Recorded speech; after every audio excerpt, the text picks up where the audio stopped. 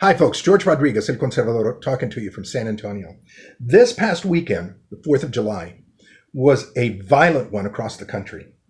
It was filled with hundreds of people being injured or killed, most of them in the Black community.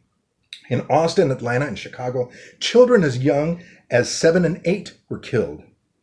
In Cleveland, 23 persons were injured or killed. In New York, more than 20 were injured or killed in just a 24-hour period. 67 persons were injured in Chicago. 13 of them were killed.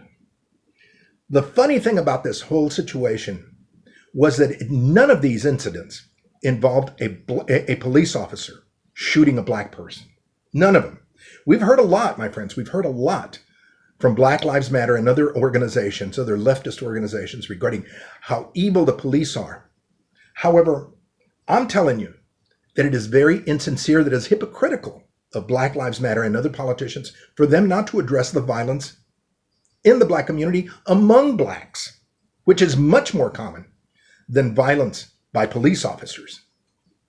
If politicians and community leaders are going to be sincere and honest, they've got to address this problem.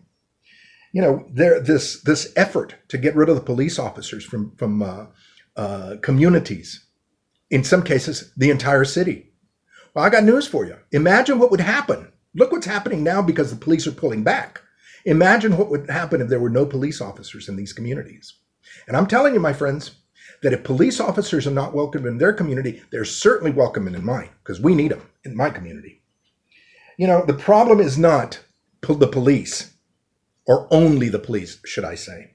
The problem is the behavior, the attitude, the character of young Blacks, particularly in the thug culture in the Black community. We have seen it over and over again, my friends, that there is a lack of civility, a lack of respect among them, among each other, among themselves.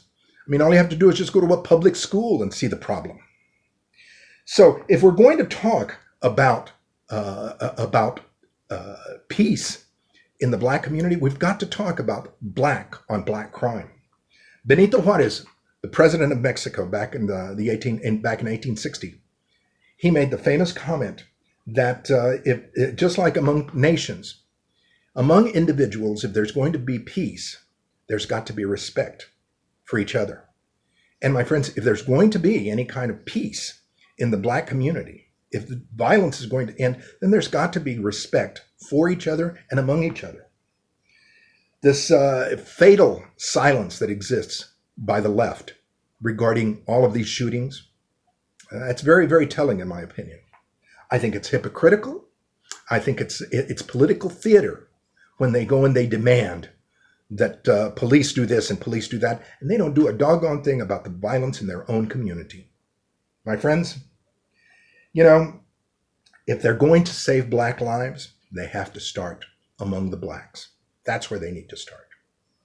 This is George Rodriguez, El Conservador, talking to you from San Antonio, deep in the heart of South Texas. Thank you.